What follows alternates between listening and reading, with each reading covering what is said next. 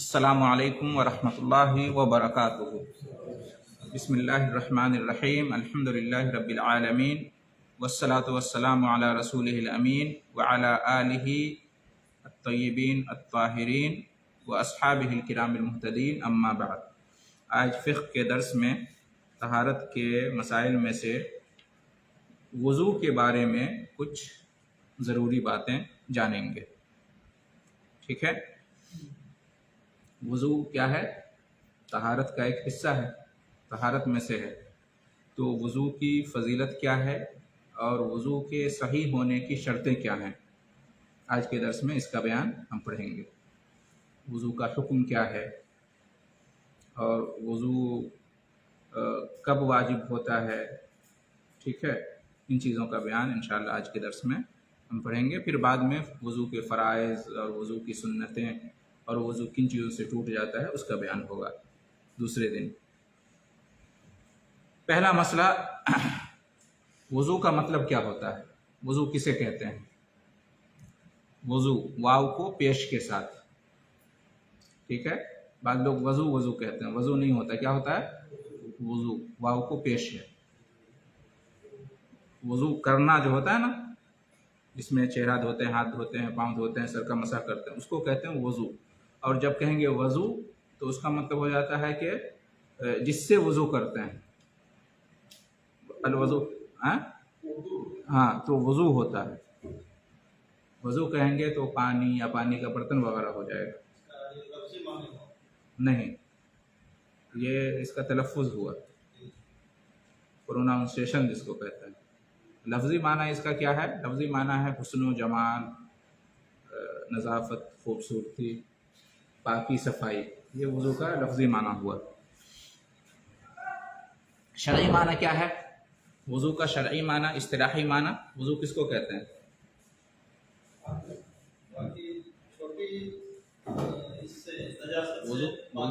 وضو کا شرعی معنی ہوتا ہے کہ جو فقہا بیان کرتے ہیں اپنی کتاب کے اندر، التعبد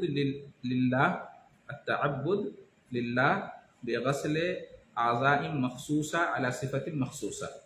فقہ کی کتابوں میں وضو کی تعریف اس طرح سے بیان کرتے ہیں کہ اللہ تعالیٰ کی عبادت کی غرض سے، اللہ تعالیٰ کی عبادت کے مقصد سے مخصوص اعضاء کو دھونا مخصوص طریقے سے، اس کو کہتے ہیں وضو، ٹھیک ہے؟ اللہ کی عبادت کے مقصد سے اعضاء سمجھتے ہیں نا، بدن کے، ہاں پارٹس ہے نا، بدن کے جو پارٹس آف باڈی کہتے ہیں، خاص اعضاء کو خاص طریقے سے دھونا، ٹھیک ہے؟ تو خاص اعضاء کون سے ہیں جو دھوئے جاتے ہیں اور خاص طریقہ کیا ہے، اس کی تفصیل بعد میں آئے گی، ٹھیک ہے؟ بعض نے کہا ہے کہ وضو کا مطلب یہ بھی اس طرح سے بھی بیان کیا ہے وضو کو کہ پانی کا استعمال کرنا چار اعضائے وضو میں، چار اعضاء میں پانی کا استعمال کرنا۔ وہ چار اعضاء کیا ہیں؟ چہرہ، دونوں ہاتھ، دونوں پاؤں اور سر، یہی چار اعضاء ہوتے ہیں نا۔ تو ان چار اعضاء میں پانی کا خاص طریقے سے استعمال کرنا، یہ ہے وضو، ٹھیک ہے؟ تو یہ وضو کا معنی اور مطلب ہو گیا۔ اس کے بعد آگے بڑھتے ہیں، وضو کا حکم کیا ہے؟ وضو کا حکم کیا ہے؟ جب یہ سوال کیا جائے کسی بھی مسئلہ کے بارے میں کہ اس کا حکم کیا ہے، تو وہ پانچ میں سے کوئی ایک ہوگا، ہے نا؟ اس سے پہلے بیان ہو چکا ہے، کیا کیا؟ واجب ہے یا سنت ہے، اس کو مسنون کہتے ہیں، مستحب کہتے ہیں، مندوب کہتے ہیں۔ واجب ہے، نہیں، واجب ہے یا مستحب ہے۔ مستحب کے کئی نام ہیں، مسنون، مندوب، ٹھیک ہے؟ تو کسی بھی مسئلے کا کیا حکم ہے، یعنی وہ واجب ہے یا مستحب ہے یا مباح ہے۔ مباح یعنی جائز، مباح کا دوسرا نام کیا ہے؟ جائز، یا حرام ہے یا مکروہ ہے، حرام ہے یا مکروہ۔ کوئی بھی مسئلہ دنیا کا، ہزاروں مسائل، اسلام میں اس کا کیا حکم ہے، پانی پینا اس کا کیا حکم ہے، پڑھائی کرنا اس کا کیا حکم ہے، سونا اس کا کیا حکم ہے، نماز پڑھنا اس کا کیا حکم ہے، تو انہی پانچوں میں سے کوئی ایک حکم ہوگا.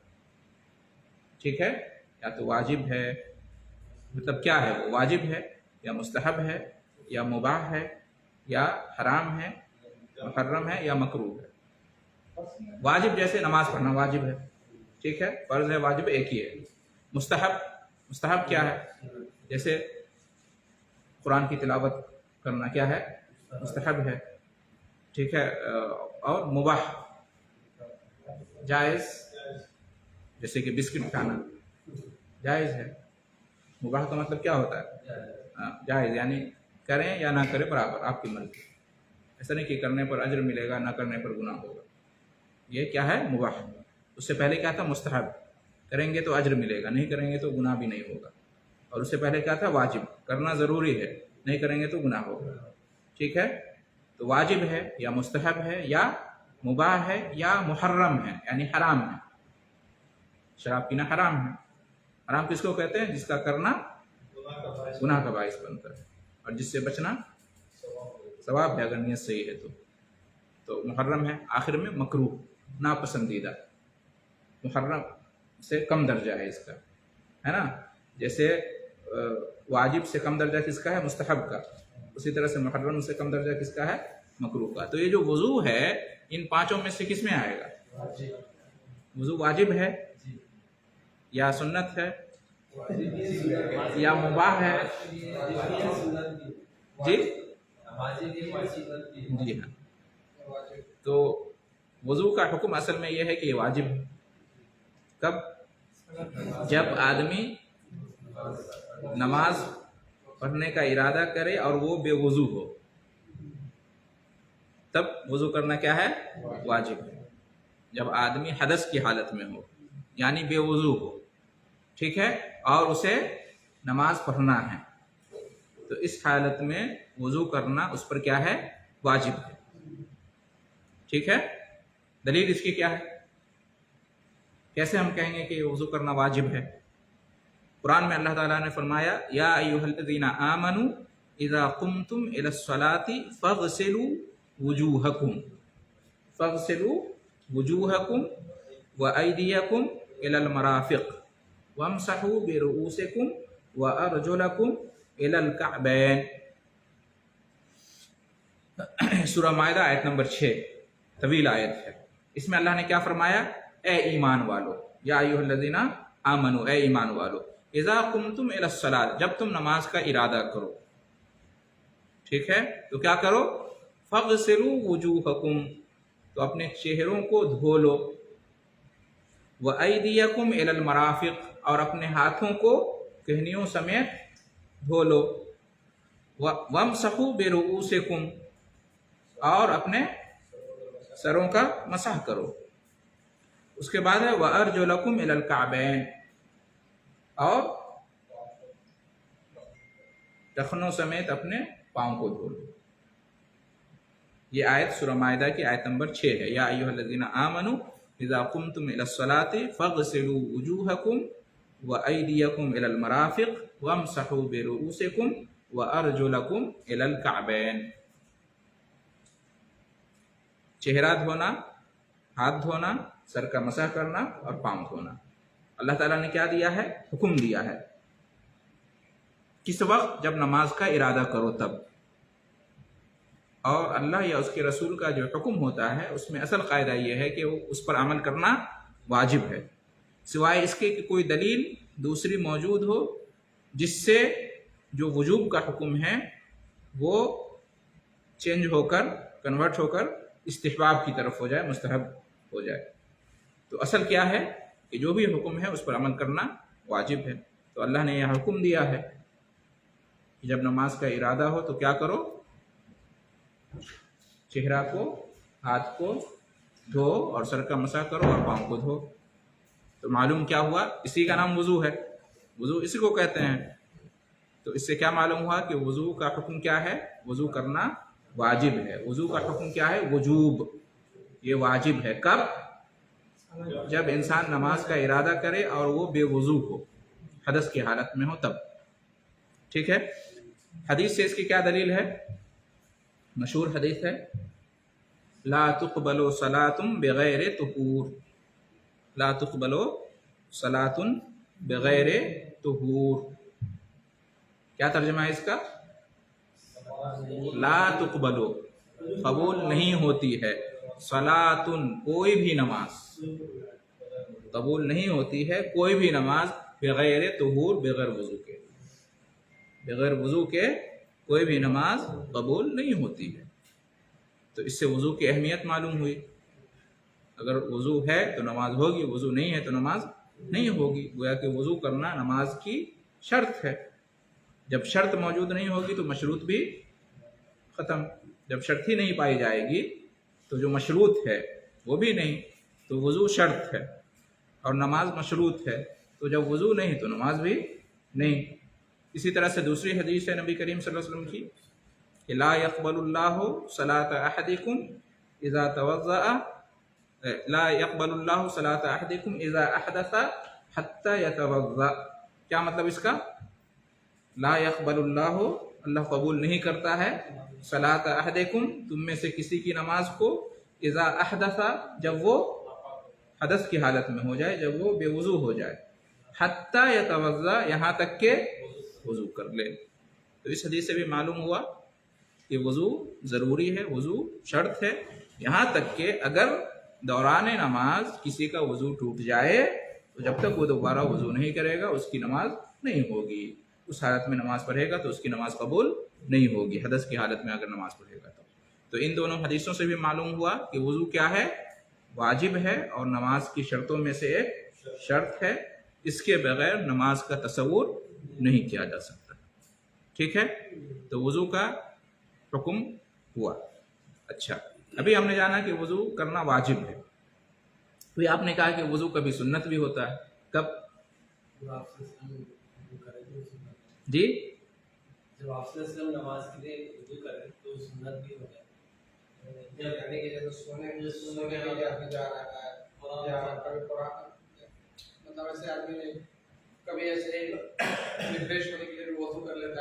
ہاں، تو وہ مطلب آئے گا کہ کب کب وضو کرنا سنت ہوتا ہے، کب کب واجب ہوتا ہے اور کب کب سنت ہوتا ہے. یہاں پہ اصل ہمارا مسئلہ کہ اصل وضو کس کے لیے گیا تھا؟ نماز کے لیے. تو نماز کے لیے وضو کرنا کیا واجب ہے؟ تو اگر آدمی بے وضو ہو تو واجب ہے، لیکن اگر آدمی باوضو ہے پہلے سے اور نماز کا اس کا ارادہ ہے تو بھی وضو کرنا دوبارہ واجب ہوگا. جیسے مغرب کی نماز آپ نے پڑھ لی، ٹھیک ہے، اس کے بعد آپ وضو کی حالت میں ہیں، عشاء کی اذان ہو گئی، اب آپ عشاء کی نماز کو جا رہے ہیں، آپ باوضو ہیں، آپ کا وضو نہیں ٹوٹا ہے، تو کیا دوبارہ وضو کرنا واجب ہے؟ تو یہاں پہ کہیں گے کہ واجب نہیں ہے بلکہ مسنون ہے. یہاں پہ کیا ہو گیا؟ مسنون ہو گیا، مندوب ہو گیا، مستحب ہو گیا، سنت ہو گیا، جو بھی کہہ لیں. ٹھیک ہے، اگر یہاں پہ آپ وضو کر لیں تو اچھی بات ہے، وضو کر لیں تو اچھی بات ہے، یہی مستحب ہے، مسنون ہے. اگر یہاں پہ آپ وضو کریں حالانکہ آپ کا وضو ہے پھر بھی آپ وضو کریں تو کیا ہے؟ یہ اچھی بات ہے، مسنون ہے، مستحب ہے، وضو پر وضو. اور اگر آپ وضو نہ کریں اور اسی طرح نماز پڑھنے چلے گئے تو چونکہ پہلا وضو آپ کا باقی ہے تو آپ کی نماز ہو جائے گی. تو یہاں پر وضو کرنا واجب نہیں ہے بلکہ یہاں پہ وضو کرنا دوبارہ کیا ہے؟ مسنون ہے، مستحب ہے. کریں گے تو اچھی بات ہے، اجر ملے گا، نہیں کریں گے تو کوئی گناہ نہیں ہے اور نماز پہ کوئی اثر نہیں پڑے گا. اس کو کہتے ہیں تجدید وضو. تجدید وضو، تجدید مطلب رینیو کرنا. ہاں ٹھیک ہے. ہاں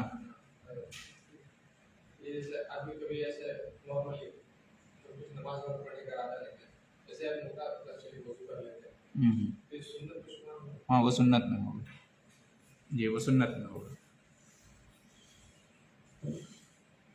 اچھا، اس کی دلیل کیا ہے کہ تجدید وضو جو ہے دوبارہ وضو کرنا، وضو پر وضو کرنا، یہ واجب نہیں بلکہ کیا ہے؟ سنت ہے. ٹھیک ہے، اور اگر کوئی پہلے وضو سے نماز پڑھ لے، اگر وضو کی حالت میں ہے تو اس کی نماز صحیح ہوگی، دوبارہ وضو کرنا ضروری نہیں ہے، وہ وضو کافی ہے. اس کی کیا دلیل ہے؟ حدیث میں ہے کہ کان النبی صلی اللہ علیہ وسلم یتوضأ عند کل صلاۃ، نبی کریم صلی اللہ علیہ وسلم ہر نماز کے وقت وضو کرتے تھے. اصل یہی تھا نبی صلی اللہ علیہ وسلم کا. کہ جب بھی نماز کا وقت ہوتا تھا، جب بھی آپ نماز کا ارادہ کرتے تو وضو کرتے تھے. آپ پہلے سے وضو میں رہتے تھے تو بھی، نہیں رہتے تھے تو بھی، نماز کا وقت ہوا تو وضو کرتے تھے. اصل یہی ہے کہ ہر نماز کے وقت آدمی کیا ہے، وضو کرے. بے وضو ہو تب تو کرنا ہی ہے، اگر پہلے سے باوضو ہو تو بھی کرے تو یہ زیادہ بہتر ہے. نبی کا یہی معمول تھا. ٹھیک ہے، ہمیشہ اس کو عادت نہیں بنانا چاہیے کہ ارے میرا تو وضو ہے تو وضو کرنے کی کیا ضرورت ہے. ٹھیک ہے، آپ کی نماز ہو جائے گی، لیکن معمول اصل میں کیا ہونا چاہیے کہ وضو ہے پھر بھی آپ دوبارہ وضو کریں. ٹھیک ہے، نبی صلی اللہ علیہ وسلم بہتر یہی ہے، نبی صلی اللہ علیہ وسلم کی یہی عادت مبارکہ تھی. لیکن فتح مکہ کے موقع پر نبی کریم صلی اللہ علیہ وسلم نے ایک ہی وضو سے ساری نمازیں پڑھی. حدیث میں ہے اور صحیح مسلم کی روایت ہے کہ کان نبی صلی اللہ علیہ وسلم یتوضأ عند کل صلاۃ، نبی صلی اللہ علیہ وسلم ہر نماز کے وقت وضو کرتے تھے، یہ آپ کا معمول تھا. فلما کان یوم الفتح صلی الصلوات بوضوء واحد، لیکن جب فتح مکہ ہوا تو ایک ہی وضو سے ساری نمازیں آپ نے پڑھی اس دن. ٹھیک ہے، فقال له عمر، تو عمر رضی اللہ تعالیٰ عنہ نے کہا کہ انک فعلت شیئا لم تکن تفعله، آج آپ نے وہ کیا ہے جو اس سے پہلے نہیں کیا کرتے تھے. اس سے پہلے ہم دیکھتے تھے کہ ہر نماز کے وقت آپ وضو کرتے تھے، آج آپ نے ایک ہی وضو کیا، اسی سے ساری نمازیں پڑھی. آپ نے ایسا کیوں کیا، پوچھا تو نبی صلی اللہ علیہ وسلم نے فرمایا کہ عمدن فعلت، میں نے جان بوجھ کر ایسا کیا ہے، میں نے جان بوجھ کر ایسا کیا ہے. اس کی تشریح میں محدثین کہتے ہیں کہ مقصد آپ صلی اللہ علیہ وسلم کیا تھا، لوگوں کو تعلیم دینا تھا، لوگوں کو بتانا تھا کہ اگر پہلے سے وضو ہے تو پھر سے دوبارہ وضو کرنا واجب نہیں ہے، ضروری نہیں ہے، اسی پہلے وضو میں نماز ہو جائے گی. نبی صلی اللہ علیہ وسلم کیا تھے، مہربان تھے. ہاں، اور اسلام دین آسان ہے. اگر وضو ہے آپ کا تو واجب نہیں ہے، لازم نہیں ہے کہ دوبارہ آپ وضو کریں، اسی وضو سے آپ چاہیں تو نماز پڑھ سکتے ہیں. اور اگر آپ کرتے ہیں اپنی طرف سے اجر کمانے کے لیے تو زیادہ بہتر ہے، لیکن اسلام کی طرف سے پابندی نہیں ہے. ٹھیک ہے، اچھا، تو اس میں دو دلیل ہوئی. ایک تو یہ کہ ہر نماز کے لیے وضو کرنا یہ سنت ہے نا، تجدید کرنا، وضو کرنا. دوسرا یہ کہ اگر پہلے سے باوضو ہیں تو دوبارہ وضو کرنا ضروری نہیں ہے. ایک اور دلیل ہے اس کی، انس رضی اللہ تعالیٰ عنہ فرماتے ہیں کہ یجزی احدنا الوضوء ما لم یحدث، صحیح بخاری کی روایت ہے کہ ہم میں سے ہم لوگوں کے لیے کیا تھا، وضو کافی ہوتا تھا. ہم لوگوں کے لیے وضو کافی ہوتا تھا. کب تک، معلوم یحدث، جب تک کہ وضو نہ ٹوٹتا، جب تک کہ وضو نہ ٹوٹتا وہ وضو ہمارے لیے کافی ہوتا تھا. تو یہ بھی اس بات کی دلیل ہے کہ اگر باوضو کوئی ہے تو دوبارہ وضو کرنا ضروری نہیں ہے، کرے تو بہتر ہے، نہ کرے تو بھی اس کی نماز ہو جائے گی. ٹھیک ہے، مسئلہ واضح. اچھا،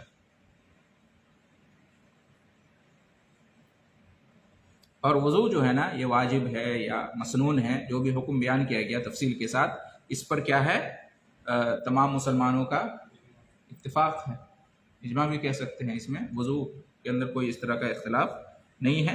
قرآن سے بھی ثابت ہے، حدیث سے بھی ثابت ہے، اور اجماع سے بھی ثابت ہے وضو کی مشروعیت، کہ وضو یہ اسلامی عمل ہے اور یہ نماز کے لیے شرط ہے، اور وضو کرنا واجب ہے اس حالت میں، مسنون ہے اس حالت میں. اس پر تقریباً کیا ہے، قرآن کی بھی دلیل ہے، حدیث کی بھی دلیل ہے، اور اجماع سے بھی ثابت ہے. اس کے بعد مسئلہ آتا ہے کہ وضو کرنا ابھی ہم نے جانا کہ واجب ہے. کب واجب ہے، کب واجب ہوتا ہے وضو؟ ہاں، جب نماز کا وقت داخل ہو جائے، جب نماز کا وقت داخل ہو جائے اور آدمی وضو کی حالت میں نہیں ہے تو اس وقت وضو کرنا واجب ہو جائے گا. ٹھیک ہے، یا نماز کے علاوہ کوئی ایسا کام ہے جس کے لیے وضو شرط ہے. جنازہ بھی تو نماز ہی ہے. ہاں، تو اس کے لیے وقت کا داخل ہونے کی شرط نہیں ہے. ٹھیک ہے، جیسے کہ طواف کرنا، طواف کا کوئی خاص وقت تو نہیں ہوتا ہے، آدمی جب بھی طواف کرے گا تو اس کا باوضو ہونا ضروری ہے. ٹھیک ہے، نہیں، صحیح کرنے کے لیے نہیں، صحیح بے وضو بھی کر سکتے ہیں، لیکن طواف کے لیے وضو کہتے ہیں، طہارت شرط ہے۔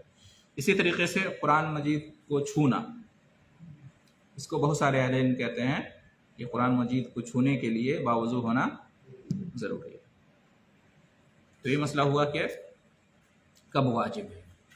اس کے بعد وضو کی شرطیں، وضو کے صحیح ہونے کی شرطیں کیا کیا ہیں؟ کہتے ہیں کہ وضو کے صحیح ہونے کے لیے شرط یہ ہے کہ انسان مکلف ہو، شریعت کا انسان شریعت کا مکلف، یعنی اسی انسان کا وضو صحیح ہوگا جو کہ شریعت کی طرف سے پابند ہے، مکلف ہے۔ شریعت کا پابند کون ہے؟ مسلمان شریعت کا پابند ہے نا۔ کافر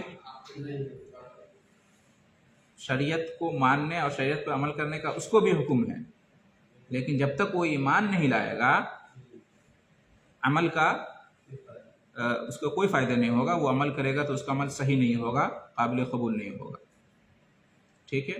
لہٰذا اگر کوئی غیر مسلم وضو کرے تو اس کا وضو صحیح ہوگا، پورے جو مسنون طریقہ ہے اس کے مطابق وضو کرے، اس کا وضو صحیح ہوگا نہیں ہوگا، کیوں؟ اس لیے کہ اس کے پاس ایمان نہیں ہے۔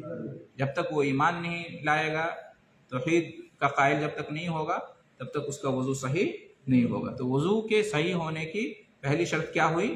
آدمی کا مسلمان ہونا، مومن ہونا۔ جو شخص وضو کر رہا ہے اس کے اندر اسلام ہو، اس کے اندر ایمان ہو، اس لیے کہ غیر مسلم کا کوئی بھی عمل، کوئی بھی عبادت صحیح نہیں ہوتا ہے، قابل قبول نہیں ہوتا ہے۔ اسی طریقے سے شریعت کا مکلف کون ہے؟ مسلمان ہو اور عاقل، مسلمان ہو اور کیا ہو؟ عاقل ہو۔ عاقل سے پہلے ہم کہہ سکتے ہیں بالغ ہو۔ کیا ہو؟ بالغ ہو۔ عام طور سے جو بالغ نہیں ہے اس پر شریعت لاگو نہیں ہوتی ہے، بلوغ سے پہلے شریعت لاگو نہیں ہوتی ہے، نافذ نہیں ہوتی ہے۔ لیکن وضو جو ہے نا، اگر کوئی بچہ بالغ نہ ہوا ہے لیکن سن تمیز کو پہنچا ہوا ہے تو اس کا وضو صحیح ہوگا۔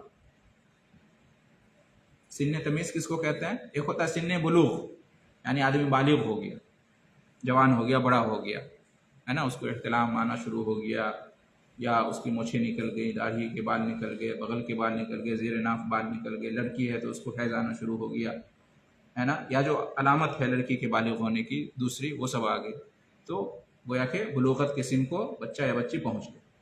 ایک ہوتا ہے سن تمیز، سن بلوغ سے پہلے۔ سن تمیز کا مطلب ہوتا ہے کہ بچہ ہے، بالغ نہیں ہوا ہے لیکن وہ بات کو سمجھتا ہے، آپ اس سے کوئی سوال کریں تو وہ جواب دے سکتا ہے، اس کے پاس عقل ہے، شعور ہے، سمجھتا ہے، وہ گرچہ ابھی بالغ نہیں ہوا ہے۔ یہ کتنے سال کا بچہ ہوتا ہے؟ بعض اہل علم نے کہا ہے کہ اس کوئی سال متعین نہیں ہے، جس طرح سے بالغ ہونے کے لیے کوئی سال متعین نہیں ہے، بالغ ہونے کے لیے بھی کوئی سال متعین نہیں ہے۔ کوئی بچہ 12 سال میں بھی بالغ ہو جاتا ہے، کوئی 14 سال میں ہوتا ہے، کوئی 15 سال میں ہوتا ہے۔ اسی طرح سن تمیز کا بھی کوئی سال متعین نہیں ہے۔ 7 سال عام طور پہ کہا جاتا ہے کہ 7 سال میں بچہ کیا ہو جاتا ہے؟ ممیز ہو جاتا ہے، یعنی سن تمیز کو، سن شعور کو پہنچ جاتا ہے۔ لیکن 6 سال کا بھی بچہ، بعض جو ذہین بچہ ہوتا ہے تو 6 سال میں بھی سن تمیز کو پہنچ سکتا ہے۔ تو 5 سال، 6 سال، 7 سال، 8 سال سب اس کے اندر داخل ہے سن تمیز کے اندر۔ تو جو دوسری چیزیں ہیں اس میں تو جب انسان بالغ ہو جاتا ہے تبھی پابند ہوتا ہے، ٹھیک ہے، جیسے کہ حج وغیرہ ہے یا دوسری چیزیں ہیں۔ لیکن نماز اور وضو جو ہے نا، اگر بچہ سن تمیز کو پہنچ گیا، 7 سال کا اگر ہو گیا ہے تو نماز کا حکم ہے یا نہیں ہے؟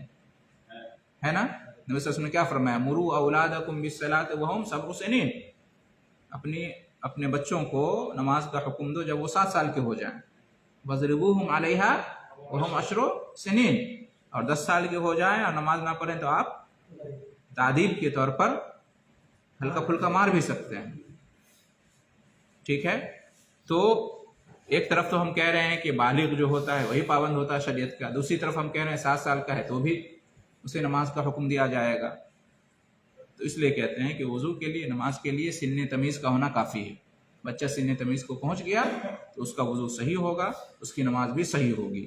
اس کو وضو کرنا چاہیے اور نماز پڑھنا چاہیے، گرچہ وہ گناہگار نہیں ہوگا، گرچہ وہ گناہگار نہیں ہوگا، لیکن اس کی تربیت کے لیے یہ حکم دیا گیا ہے، تربیت کے لیے حکم دیا گیا ہے تاکہ وہ نماز کا عادی بن جائے، ٹھیک ہے۔ تو وضو کے صحیح ہونے کے لیے جو انسان وضو کر رہا ہے وہ مسلمان ہو اور وہ بالغ ہو یا ممیز ہو، سن بلوغ کو پہنچا ہوا ہو یا سن تمیز کو پہنچا ہوا ہو۔ اگر اس سے کم کا ہے، 2 سال کا ہے، 3 سال کا بچہ ہے، تو اس کا وضو صحیح نہیں ہوگا، ٹھیک ہے، اس لیے کہ وہ سن تمیز کو بھی پہنچا ہوا نہیں ہے۔ اور شریعت کا پابند کون ہوتا ہے؟ جو کیا ہوتا ہے؟ عاقل ہوتا ہے، عاقل، جس کو عقل ہو، جس کو سمجھ ہو، جس کا دل دماغ کام کر رہا ہو، ٹھیک ہے، ٹھیک ہے، جو وہ کر رہا ہے، جو کہہ رہا ہے، یا اس کے سامنے جو لوگ کہہ رہے ہیں، کر رہے ہیں، اس کو وہ سمجھتا ہو، ہوش و حواس میں ہو، یعنی وہ پاگل نہ ہو، مجنون نہ ہو، دیوانہ نہ ہو، عقل مند ہو، عقل رکھتا ہو وہ، تو وہ شریعت کا پابند ہے، شریعت کا مکلف ہے۔ لہذا وضو کا بھی وہ کیا ہوگا؟ اسے حکم دیا جائے گا اور وہ وضو کا بھی مکلف ہے، پابند ہے۔ جو پاگل ہے، مجنون دیوانہ ہے، وہ شریعت کے کسی بھی حکم کا پابند نہیں ہے، لہذا وضو اور نماز کا بھی پابند نہیں ہوگا، ٹھیک ہے۔ کسی بھی عمل اور عبادت کے لیے نیت شرط ہوتی ہے، آگے بعد میں آئے گا۔ جو بچہ ہے، سن تمیز کو نہیں پہنچا ہے، یا جو پاگل اور مجنون ہے، اس کے پاس عقل ہی نہیں ہے، تو وہ کیسے نیت کرے گا، کیسے وہ ارادہ کرے گا، ٹھیک ہے۔ اس لیے تو معلوم یہ ہوا، ایک حدیث میں ہے کہ رفع القلم عن 3، 3 شخص سے قلم اٹھا لیا گیا ہے، مرفوع القلم ہے، یعنی شریعت سے وہ آزاد ہے، شریعت کی پابندی 3 لوگوں پر نہیں ہے۔ کس پر؟ عن الصبی عن النائم حتی یستیقظ، جو بندہ سویا ہوا ہے جب تک کہ وہ بیدار نہ ہو جائے، جاگ نہ جائے، وہ شریعت کا پابند نہیں ہے۔ اگر نیند کی حالت میں اس سے کوئی خطا ہو گئی، کوئی غلطی ہو گئی، تو اس پر اللہ تعالیٰ اس کا مواخذہ نہیں کرے گا، کیونکہ وہ نیند کی حالت میں انسان کو پتہ نہیں ہوتا۔ وہ عن الصبی حتی یحتلم، اور بچہ جب تک کہ بالغ نہ ہو جائے۔ اور تیسرا کیا ہے؟ والمجنون حتی یعقل، اور مجنون، پاگل دیوانہ، جب تک کہ اس کی عقل نہ واپس آ جائے۔ تو یہ 3 اشخاص ایسے ہیں جن سے شریعت سے وہ آزاد ہیں، شریعت کی پابندی ان کے اوپر نہیں ہے۔ تو یہ دلیل ہوئی یہ حدیث کس چیز کی؟ کہ وضو کرنے والا کیا ہو؟ مسلمان ہونے کے ساتھ ساتھ عاقل ہو یا سن تمیز کو پہنچا ہوا ہو اور بالغ ہو، ہے نا، بالغ ہو یا سن تمیز کو پہنچا ہوا اور عقل والا ہو۔ اچھا، تو وضو کے صحیح ہونے کی جو شرطیں ہیں اس میں سے 3 شرطیں ہو گئی، آدمی کا مسلمان ہونا، آدمی کا عاقل ہونا، اور آدمی کا بالغ یا سن تمیز کو پہنچا ہوا ہونا۔ چوتھی شرط کیا ہے؟ نیت، کیونکہ وضو ایک عبادت ہے، اور جو عظیم الشان عبادت ہے نماز، اس کے لیے وضو کیا جاتا ہے، لہٰذا اس کے لیے بھی نیت ضروری ہے۔ بغیر نیت کے وضو صحیح نہیں ہوگا، جس طرح سے بغیر نیت کے نماز نہیں، حج عمرہ نہیں، اسی طرح سے بغیر نیت کے وضو بھی نہیں۔ نیت ضروری ہے وضو کے صحیح ہونے کے لیے۔ دلیل اس کی کیا ہے؟ انما الاعمال بالنیات، عمل کا دار و مدار نیت پر ہے۔ وانما لکل امرئ ما نوى، اور ہر شخص کو وہی ملے گا جس کی وہ نیت کرے گا۔ تو یہ حدیث اس بات کی دلیل ہے کہ وضو کے لیے بھی نیت کیا ہے، اس لیے کہ وضو بھی ایک عمل ہے۔ کیا فرمایا؟ عملوں کا دار و مدار نیتوں پر ہے، تو وضو عمل ہے کہ نہیں ہے؟ اس کا دار و مدار کس پر ہے؟ نیت پر ہوگا، نیت ضروری ہے۔ لیکن نیت کرنے کے لیے زبان سے بولنا یا الفاظ میں ادا کرنا یہ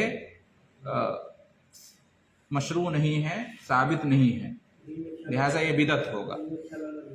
لہٰذا یہ کیا ہے؟ زبان سے کہنا نماز کے لیے، وضو کے لیے، روزے کے لیے، یہ کیا ہے؟ غیر شرعی عمل ہے، بدعی عمل ہے، یہ بدعت ہے۔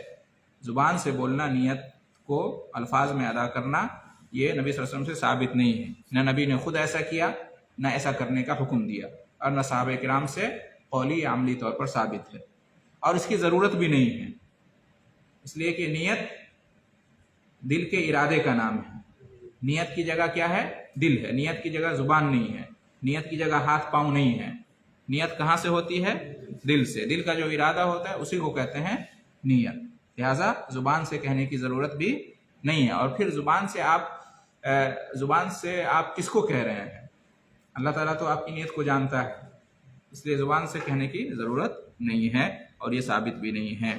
من عمل عملا لیس علیہ امرنا فہو رد. جس نے ایسا عمل کیا جس کے بارے میں ہمارا حکم نہیں تو وہ کیا ہے؟ مردود ہے. تو نیت ضروری تو ہے لیکن زبان سے نہیں بلکہ کس سے؟ دل سے. 4 ہو گیا. 5ویں چیز، وضو کے صحیح ہونے کے لیے وضو کرنے والا پاک پانی سے وضو کرے. کس پانی سے؟ پاک پانی سے. جو پانی پاک ہو اور اس کے اندر پاک کرنے کی صلاحیت ہو، اور اس کا بیان پہلے ہو چکا ہے. پاک پانی کس کو کہتے ہیں، ناپاک پانی کس کو کہتے ہیں. تو یہ بھی شرط ہے. ٹھیک ہے، اس کی تفصیل گزر چکی ہے. اگر پانی پاک نہیں ہے اور اس کے اندر پاک کرنے کی صلاحیت نہیں ہے تو اس پانی سے وضو کرنا صحیح نہیں ہوگا. اسی طرح سے کتنے ہو گئے؟ کتنے شرطیں ہو گئے؟ 5 ہو گئے. 6ٹھی شرط، وضو میں جن اعضاء کو دھونا ضروری ہوتا ہے ان اعضاء کا ایسی چیزوں سے پاک ہونا ضروری ہے، خالی ہونا ضروری ہے کہ جب تک وہ چیزیں موجود ہیں پانی چمڑے تک نہیں پہنچ سکتا. ٹھیک ہے، تو اس چیز کو پہلے دور کرنا ضروری ہے، تبھی وضو صحیح ہوگا ورنہ وضو صحیح نہیں ہوگا. جیسے مثال کے طور پر پینٹ لگا ہوا ہے ناخن میں، ہاتھ میں پینٹ لگا ہوا ہے، پاؤں میں جس کو وضو میں دھویا جاتا ہے، یا ہاتھ میں کوئی بھی حصہ جس کو وضو میں دھویا جاتا ہے، یا چہرہ پینٹ لگا ہوا ہے، یا عورتیں آٹا گوندھتی ہیں تو آٹا لگا ہوتا ہے نا، یا عورتیں یہ لگاتی ہیں نیل پالش. تو ان چیزوں کو پہلے دور کرنا ضروری ہے. اگر یہ چیزیں ہیں اور اس پر کوئی وضو کرتا ہے تو اس کا وضو صحیح نہیں ہوگا. کیوں؟ اس لیے کہ ایسی صورت میں پانی چمڑے تک نہیں پہنچتا ہے. تو پہلے اس کو دور کرنا ہے پھر وضو کرنا ہے. ما لا یتم الواجب الا به فهو واجب. شریعت کا قاعدہ ہے ما لا یتم الواجب الا به فهو واجب، کہ کوئی ضروری کام جس چیز کے بغیر نہیں ہو سکتا وہ چیز بھی واجب ہے، وہ چیز بھی ضروری ہے. ٹھیک ہے، تو وضو کرنا ضروری ہے اور وضو میں پانی کو چمڑے تک پہنچانا ضروری ہے. لیکن یہ چیزیں اگر موجود ہیں تو یہ کام نہیں ہو سکتا، لہذا ان چیزوں کو دور کرنا بھی ضروری ہو جائے گا. ٹھیک ہے، کتنے ہو گئے؟ 6 ہو گئے. 7ویں چیز کہتے ہیں کہ اگر انسان پاخانہ پیشاب سے فارغ ہوا ہے تو اس جگہ کو صاف کرے. ٹھیک ہے، تبھی وضو ہوگا. اگر وہ جگہ اس نے صاف نہیں کیا ہے، جس کو استنجا یا استجمار کہتے ہیں، اس کا بیان ہو چکا ہے، تو ایسی حالت میں وضو نہیں ہوگا. ٹھیک ہے، تو یہ ہیں شرطیں وضو کے صحیح ہونے کے لیے. ٹھیک ہے، انشاءاللہ وضو کے فرائض کیا ہیں اور سنن کیا ہیں اور کن چیزوں سے وضو ٹوٹتا ہے اور اسی طرح سے وضو کی فضیلت کیا ہے، انشاءاللہ اس کا بیان بعد میں ہوگا. ٹھیک ہے، وقت ہو گیا ہے اس لیے اسی پر آج کا درس ختم کرتے ہیں. جی جب آپ کی بات کر رہے تھے تو ایک مسئلہ ہے کہ جب